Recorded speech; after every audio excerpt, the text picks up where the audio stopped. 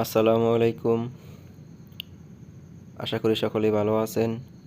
মুরগি বাড়ি এগ্রো লিমিটেডের পক্ষ থেকে সবাইকে জানাচ্ছি শুভেচ্ছা। তো আপনাদের সামনে আরও একটি নতুন ভিডিও নিয়ে হাজির হলাম। আপনারা দেখছেন একটি বাটির মধ্যে কিছু সংখ্যক পোকা। এগুলো হলো বিটল পোকা, বিটল মাদার পোকা। এই পোকাগুলো থেকেই বিটল লার্ভা হয়, যা পোষা পাখির খাদ্য হিসেবে ব্যবহৃত হয়ে থাকে। বিটলের প্রায় 70% প্রোটিন থাকে।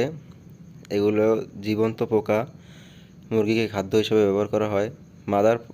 মাদার বিটল ডিম পাড়ে এবং সেই ডিম থেকে ডিম ফুটে লার্ভা হয়।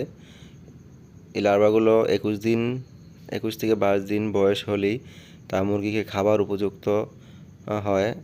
এইগুলো মুরগি, হাঁস, বিভিন্ন পোষা পাখিকে খাদ্য হিসেবে ব্যবহার করা যায়। এতে মুরগির আমিষের চাহিদা পূর্ণ হয় এবং প্রোটিনের চাহিদা পূর্ণ হয়। এগুলো হাঁস, মুরগি, পোষা পাখিকে প্রোটিনের চাহিদা পূরণ করার জন্য ব্যবহার করা হয়। এই বিটল পোকার লার্ভায় প্রায় 70% প্রোটিন থাকে। এতে করে আপনার পোষা পাখি, হাঁস মুরগির স্বাস্থ্য ভালো থাকে এবং মুরগির গ্রোথ, হাঁস মুরগি পোষা পাখির গ্রোথ ভালো থাকে। এটি একটি মূলত বলা যায় মুরগির জন্য একটি সুপার ফুড, বা বিভিন্ন পোষা পাখির প্রাণীর জন্য একটি সুপার ফুড হচ্ছে এই বিটল পোকার লার্ভা।